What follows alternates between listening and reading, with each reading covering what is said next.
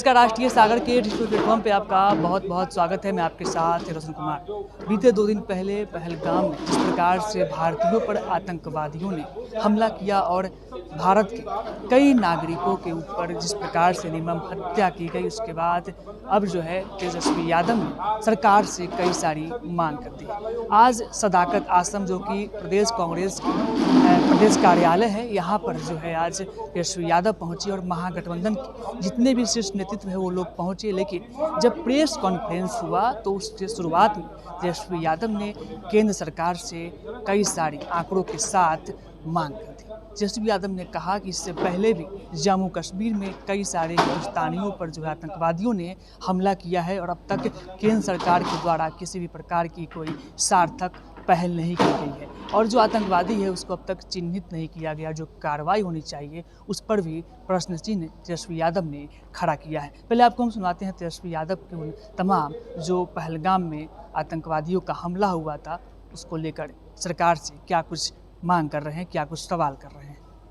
जो हमारा India alliance जो महागठबंधन बिहार का जो है, हम लोगों ने तय किया है कि कल हम लोग जो है कैंडल मार्च शाम 7 बजे इनकम टैक्स से डाक बंगला चौराहा तक हम लोग करेंगे।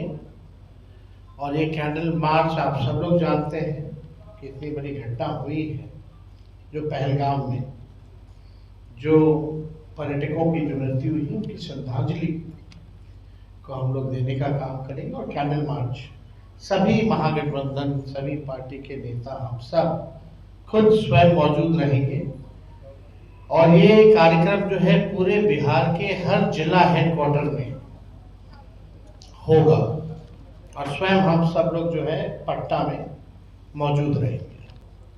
जम्मू कश्मीर के पहलगाम में आतंकी हमले में मारे गए नेवी के शहीद लेफ्टिनेंट विनय नरवाल की बहन सृष्टि ने कहा, विनय 1.5 घंटे तक यानी जिंदा था लेकिन कोई मदद के लिए नहीं आया। प्रश्न ये उठता है कि जब एक ही स्थान पर लगभग 2000 पर्यटक मौजूद थे तो उनकी सुरक्षा के इंतजाम क्यों नहीं किए गए, उनके लिए एक भी सुरक्षा कर्मी मौजूद क्यों नहीं था।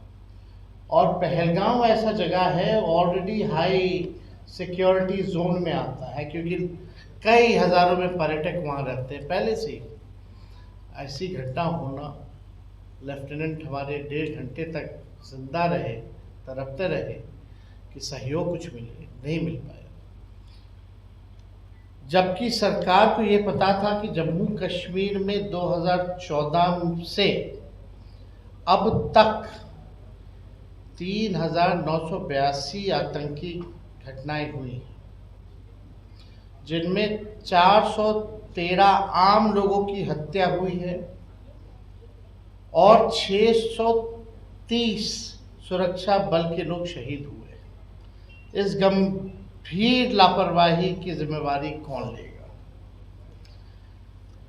केंद्र सरकार राजनीतिक प्रतिशोध की भावना से तमाम विपक्षी नेताओं के पीछे देश के अधिकांश एजेंसियां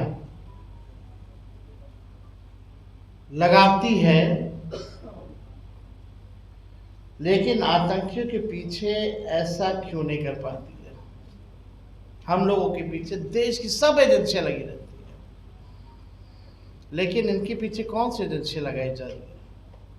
अगर ये घटना हो रही है तो आपका इंटेलिजेंस क्या कर रहा है, सर्विलेंस क्या कर रहा है? आजकल टेक्नोलॉजी का ज़माना है, यानी ये इंटेलिजेंस फेलियर रहा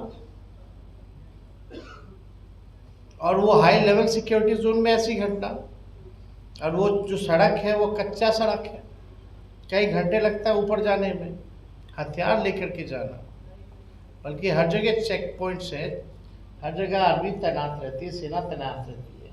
फिर भी अगर इतनी बड़ी घटना हो जाती है तो किसी ना किसी को जिम्मेवारी लेनी चाहिए।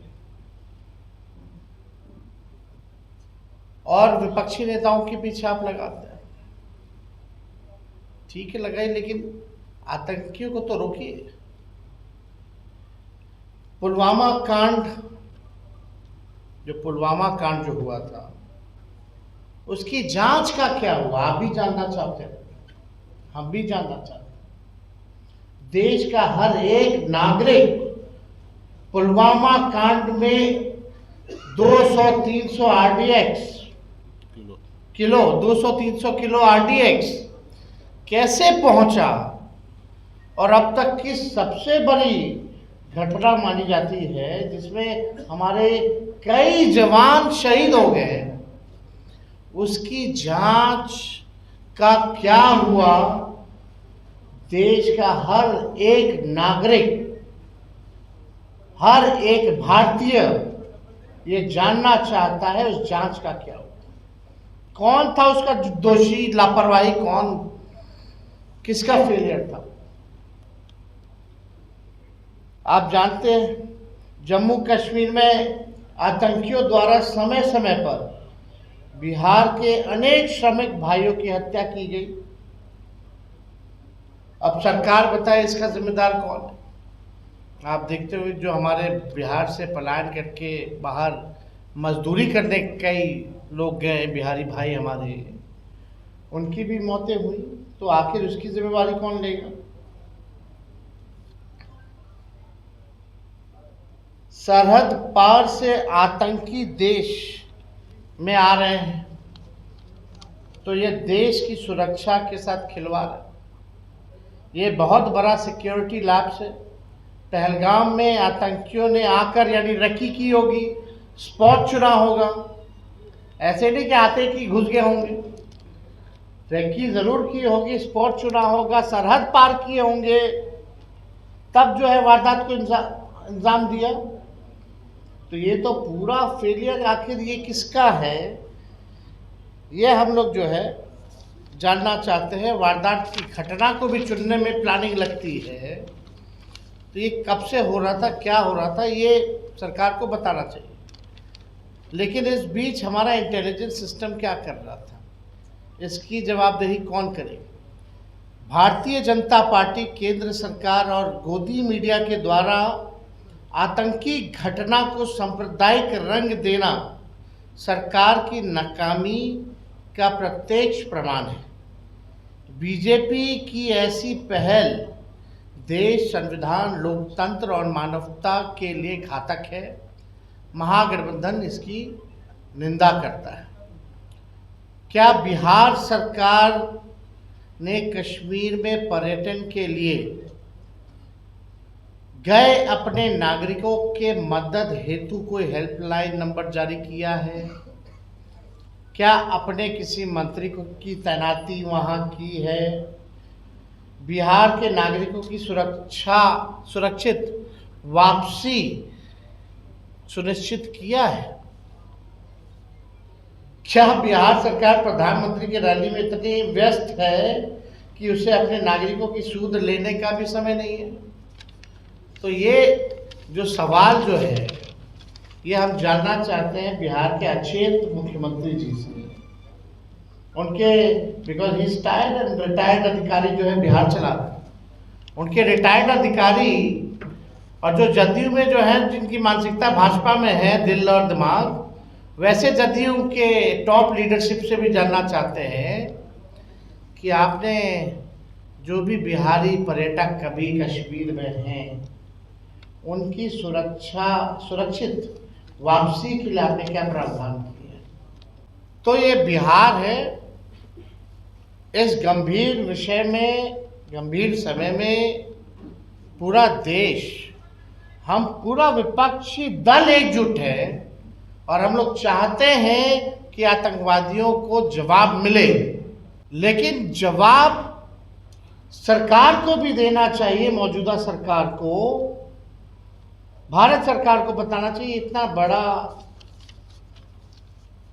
कैसे ये आतंकवादी सफल हो गए इस घटना को अंजाम देने में। या पुलवामा का जांच रिपोर्ट क्या है, कब आएगा, क्यों नहीं बताया जा रहा? और बिहार सरकार से हम जानना चाहते हैं कि आप पूरा समय चुनाव में, चुनाव प्रचार में आप लगाए हो। प्रधानमंत्री जी की रैली में फुर्सत है सबको जाने का, सब केंद्र मंत्री का, लेकिन एक भी केंद्र मंत्री की तैनाती नहीं की गई। एक भी राज्य के मंत्री की तैनाती नहीं की गई कि जो भी हमारे टूरिस्ट जो बिहार के हैं कश्मीर में, उनको सुरक्षित कैसे वापस लाएं। तो ये गंभीर सवाल है जिस पे आज हम सभी साथी बैठ करके हम लोगों ने चर्चा की है और अपनी बातों को आप लोगों के समक्ष भी रखा है। जैसा कि आप सुन रहे थे बिहार के नेता प्रतिपक्ष तेजस्वी यादव को। तेजस्वी यादव ने जिस प्रकार से पहलगाम में आतंकवादियों के द्वारा भारतीय नागरिकों पर जो अत्याचार किया गया, निर्मम तरीके से हत्या की गई, उसको लेकर शोक संवेदनाएं व्यक्त की है। साथ ही साथ तेजस्वी यादव ने कहा है कि आने वाला कल जो है राजधानी पटना के इनकम टैक्स चौराहे से डाक बंगले तक महागठबंधन के तमाम जो बिहार के शीर्ष नेता हैं वो लोग पहुंचेंगे और उनको श्रद्धा सुमन अर्पित करेंगे। साथ ही साथ तेजस्वी यादव ने केंद्र सरकार पर कई सारे सवाल किए हैं और कई सारे आंकड़े प्रस्तुत किए हैं। आपने तमाम आंकड़े को सुना होगा, तमाम बातों को सुना होगा, तमाम जो सवाल था तेजस्वी यादव का केंद्र सरकार से, उस तमाम बातों को आप सुन रहे थे। बहरहाल खबर इतना ही। रोशन कुमार, पटना।